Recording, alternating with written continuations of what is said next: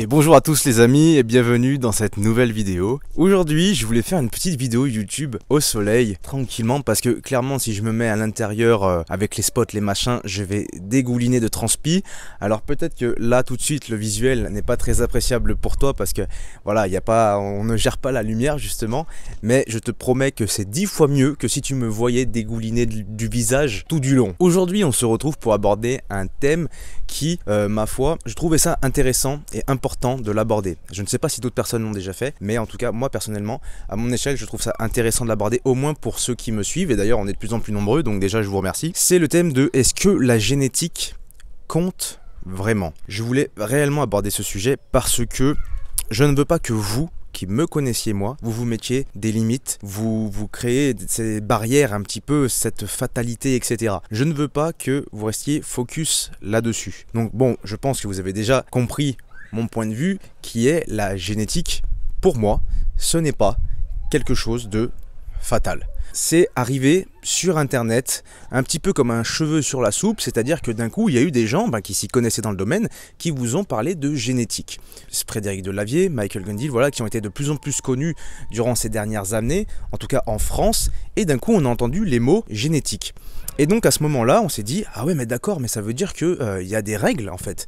Il y a des règles concernant mon propre corps, et là il y a la limite, etc. Donc moi je suis uniquement ma génétique. Je sais que c'est pas pour tout le monde comme ça, mais c'est allé très très vite parce que voilà, quoi qu'il en soit, en tant qu'homme, on a besoin de se sentir commun aux autres pour se sentir intégré. Donc on a besoin de faire partie d'une catégorie. Et c'est pourquoi d'ailleurs en France, ce qui a été populaire, ça a été aussi la catégorie ectomorphe, mésomorphe, endomorphe.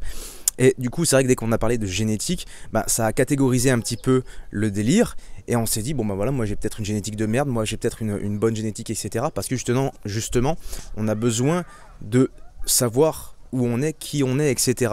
Entre guillemets. Donc, c'est pour ça que je pense ça a eu un effet de mode. Et ça a été un sujet, c'est un sujet qui est encore là dans les bouches. Je le vois notamment aux commentaires qu'il y a sur TikTok et sur Insta et sur YouTube. Des commentaires qui disent justement la mâchoire c'est génétique, on peut rien y faire, qui disent les abdos, le gras du ventre c'est génétique, on peut rien y faire. Enfin, je veux dire, si on les écoute, tout est génétique, genre même gagner de l'argent c'est génétique. Ah bah toi, non, toi tu gagnes pas d'argent, je suis désolé, c'est génétique. Vous voyez, on peut aller un peu loin dans le délire, c'est pour ça que je voulais l'aborder avec vous, donc peut-être que je vais partir un petit peu en couille avec mon cerveau qui est en hyperactivité constante, mais voilà, je voulais vraiment vous en parler, et si je peux vraiment faire comprendre ce que moi j'ai compris personnellement à certains d'entre vous, qui m'a permis de progresser justement, et je pense que je me dois de le faire aujourd'hui, et c'est pour ça que je le fais.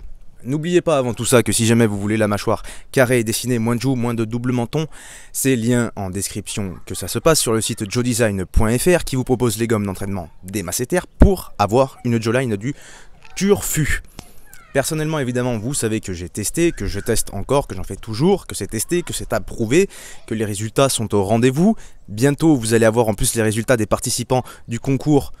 Quand je dis bientôt, ça sera fin juillet, donc c'est pas bientôt. D'ailleurs, tu peux encore participer si tu veux. Il y a en description aussi. Vous allez bientôt avoir des avant-après et vous allez comprendre que la mâchoire carrée, ce n'est pas génétique non plus. Lien du site, lien du jeu concours, code promo en description, les amis. Je reviens à nos moutons, à notre sujet, à notre génétique. Je vous ai expliqué un petit peu là en amont pourquoi on en parlait autant en France. Il faut comprendre une chose, c'est que il n'y a pas que la génétique. Je ne sais pas si vous voyez ce qu'on appelle génétique. C'est ce qui forme cette espèce d'escalier en colimaçon, comme ça. Donc il y a notre génétique, ensuite il y a nos chromosomes, il y a tout plein de choses à prendre en compte. Là je vais pas vous étayer aujourd'hui parce qu'en plus il y a le soleil, donc clairement là si je commence à sortir des termes scientifiques moi-même je vais coma. Mais voilà, donc il y a de la génétique et il faut savoir que il n'y a pas que ça qui entre en compte. Par exemple, vous avez la génétique, donc ça c'est ok, d'accord, c'est elle est telle qu'elle est. Ensuite vous avez l'épigénétique qui vraiment on doit la prendre en compte celle-là, parce que l'épigénétique c'est comment notre génétique va réagir en fonction des événements. Et parfois, on a des génétiques de base qui sont telles quelles et qui d'un coup, face à un événement en particulier, elle va évoluer de dingue en fonction des individus. Certains vont s'adapter énormément en fonction d'une génétique de base, d'autres ne vont pas s'adapter du tout, alors que pourtant, admettons, ils ont la même génétique. Voilà, il y en a un qui a une épigénétique meilleure, qui va beaucoup plus s'adapter à quelque chose, et l'autre qui a une mauvaise épigénétique et qui lui ne va pas s'adapter du tout. Vous voyez à quel point ce n'est pas si déterminant que ça, la génétique. Ensuite, il y a les pôles des cellules, en fonction de comment ils sont orientés, ça va avoir plus ou moins d'importance, etc. Et on peut partir en couille en fait tout le temps. Dans la mesure où, comme disait Albert Einstein, celui qui pense avoir tout compris dans le domaine de la biologie, il n'a rien compris, justement. Parce que la biologie, je vous rappelle, c'est ce qui est infini dans un sens comme dans l'autre, c'est-à-dire l'infiniment grand, l'infiniment petit. Ce qui nous compose, c'est qui, voilà, ceux dont nous faisons partie, etc. C'est très profond comme sujet, très complexe, ça aussi. Mais bon, voilà, il faut comprendre que, en partant de ce principe-là, tout est infini, que nous vivons dans un monde où tout est infini. On ne peut pas se résumer, nous, en fonction de notre génétique. Notre génétique, c'est un élément à prendre en compte. Admettons, nous sommes diabétiques. Voilà, ça c'est génétique, on est diabétique. Si c'est pathologique comme ça, si c'est pas, voilà, avec le temps, si voilà, de manière innée, nous sommes diabétiques, voilà, c'est la génétique qui a décidé de ça. C'est la merde, on fait avec. Qu'est-ce qu'il y a après? Voilà, on s'adapte, on fait en fonction et on évolue. C'est la même chose si, admettons, tu as un point faible pectoral. Voilà, moi je parle de la musculation parce que souvent, l'argument de la génétique, il revient dans ce domaine-là, dans le domaine de la musculation. On a un point faible pectoral, ok, super. J'ai compris l'information, qu'est-ce que je fais du coup? Parce que rien n'est fini. Je vous rappelle, nous ne sommes pas que le présent. Nous sommes le passé, nous sommes le présent et nous sommes le futur. Au présent, j'ai un point faible pectoral.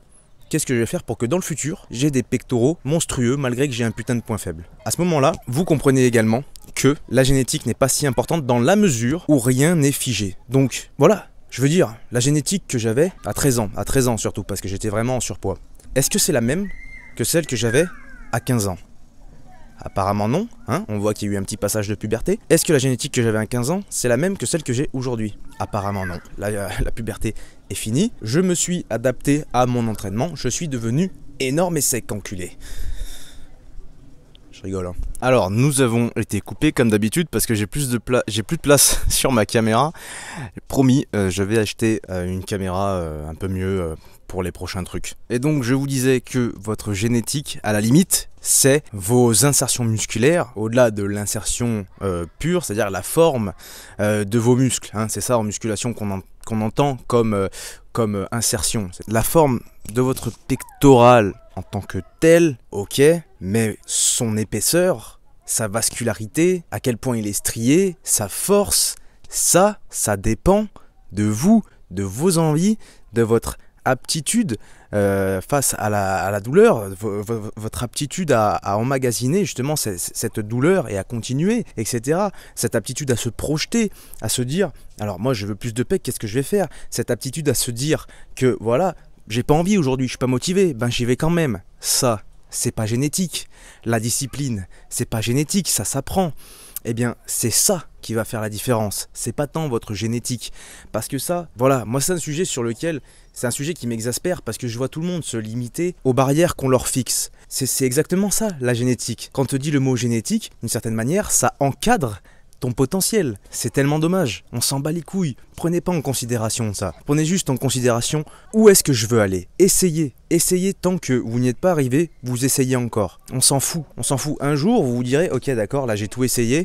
Je sais pas, pour un point faible en particulier, je ne sais pas lequel, mais un jour vous vous direz, bon ok, j'ai tout essayé, j'arrête. Et je me focalise sur quelque chose qui m'épanouira plus parce que j'aurai un meilleur effet rentabilité sur investissement, parce que je vous rappelle que que chaque action de nos vies, c'est une action, donc dépense d'énergie contre rentabilité, tu vois. Donc c'est vrai que si d'un coup, admettons, vous avez vraiment un énorme point faible aux pectoraux, mais je vous parle d'un énorme point faible, c'est limite une pathologie, hein, c'est limite un handicap, que vraiment le pectoral ne se développe pas comme vous le désirez. Acceptez ça parce que votre génétique vous a sûrement donné un point fort dans lequel vous allez surpasser beaucoup de gens. Donc attardez-vous sur vos points forts aussi. C'est-à-dire que c'est pas parce que voilà, vous avez un point faible mollet que vous devez vous entêter sur les mollets avec 3 séances par semaine. Vous les faites parce que vous savez ce que vous devez faire. Mais psychologiquement, vous ne devez pas vous attarder dessus, vous focaliser sur vos points faibles. Focalisez-vous sur vos points forts, sur où est-ce que vous êtes bon, où est-ce que vous avez envie d'aller.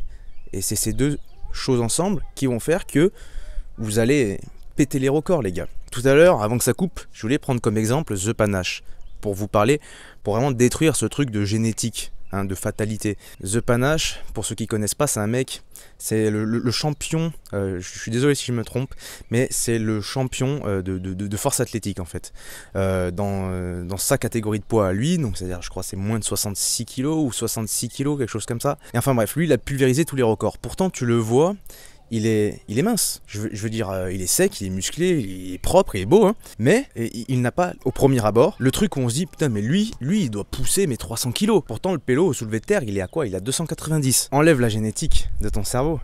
Parce que lui, mon pote, c'est un bosseur. Lui, il fait du soulevé de terre tous les jours de la semaine. Tu vois, donc déjà là, qu'on parle pas de génétique, parce qu'il y a beaucoup de gens dans ce monde, ton argument génétique, là, ils vont te le prendre, ils vont te chier dessus cet argument-là. Parce que eux, ils se focus sur une seule chose, ce qu'ils ont ici, ce qu'ils ont envie, tu vois, et c'est ça qui va faire la différence. Donc voilà, résumé de cette vidéo, c'est ne vous focalisez pas sur votre génétique, ne vous focalisez pas sur ces croyances limitantes qui essayent de vous castrer pour pas que vous excelliez. Essayez d'exceller, essayez d'être bon. Peu importe qu'on vous dise que vous n'y arriverez pas ou qu'on vous dise que vous y arriverez. Les gens ne sont pas là pour vous dire ce que vous devez faire.